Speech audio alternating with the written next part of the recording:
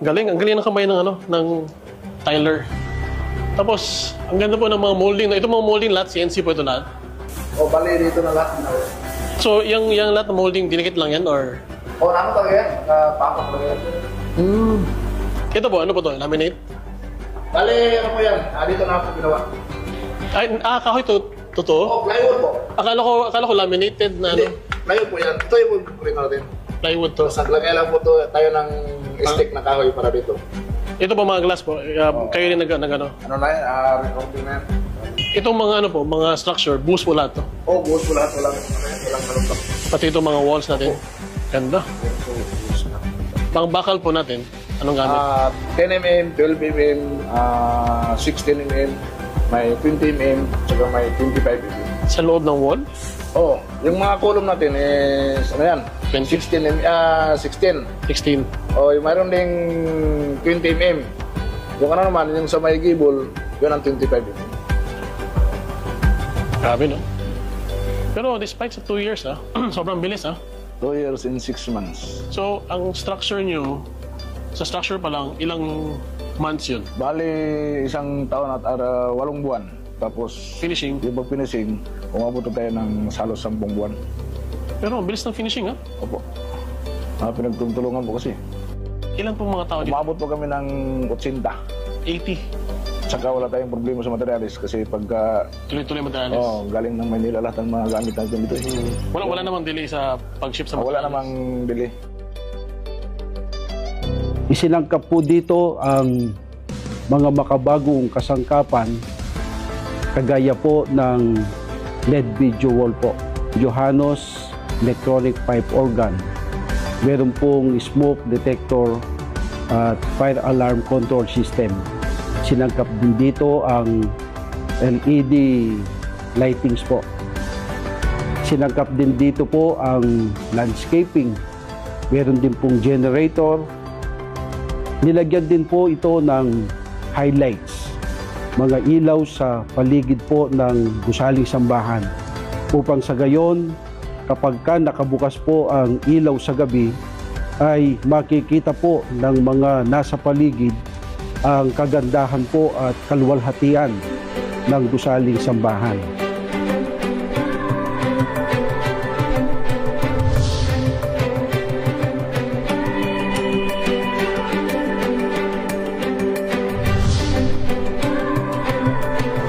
Hindi man po ako isang engineer o architect, subalit masasabi ko po na ang gusaling sambahan po namin ito ay hindi po tinipid sa materyales.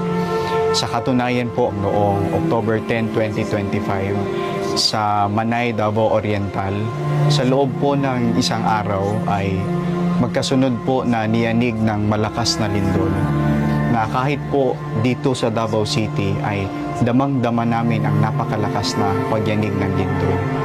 Subalit napatunayan po naming magkakapatid dito sa lokal ng Bukana na hindi lang po maganda at magara ang aming gusaling sambahan, kundi napakatibay po nito. Katunayan po na yung mga materyales na ginamit ay matataas po ang uri. Kaya masasabi po namin dito sa lokal ng Bukana na ang amin pong gusaling sambahan ay isang world-class structure po. May kabuang 137,392,738 pesos ang aktwal na nagamit para sa pagawaing ito sa lokal ng Bukana. Ang lahat ng ginugol sa proyektong ito ay nanggaling sa abuloy at pusang loob na handog ng bawat kaanib sa Iglesia ni Cristo. Kahit mahirap lang po ang buhay namin, hindi po ito hadlang. Kami po ay lalong nagpapahalaga sa pag-aabuloy at paghahandog dahil kitang-kita po namin kung saan ito napupunta. Sa iba't ibang kapakanan ng paglilingkod, lalong-lalo na sa pagpapatayo ng mga gusaling sambahan. Patuloy po naming ituturo sa mga kapatid ang lubos na pagpapahalaga sa gawaing pag-aabuloy at paghahandog sapagkat ito po ay pagsunod sa utos ng Diyos na totoong nakalulugod sa Kanya at upang lalo pang maraming gusaling sambahan ang maipatayo ng pamamahala ng iglesia sa ikasisiya at ikaluluwalhati ng ating Panginoong Diyos. Nasa mataumang lugar at mahirap na puntahan ang bagong edipisyong ito na ipinatayo ng pamamahala ng iglesia sa Barangay Bukana na inakala ng marami noon na hindi ito gaanong mapapansin kapag ito'y naitayo na. Subalit nang ito'y matapos ay hayag na hayag sa mga residente sa barangay na ito at kahit ng mga nasa malayo ang bago at malaking gusaling sambahang ito ng Iglesia ni Cristo.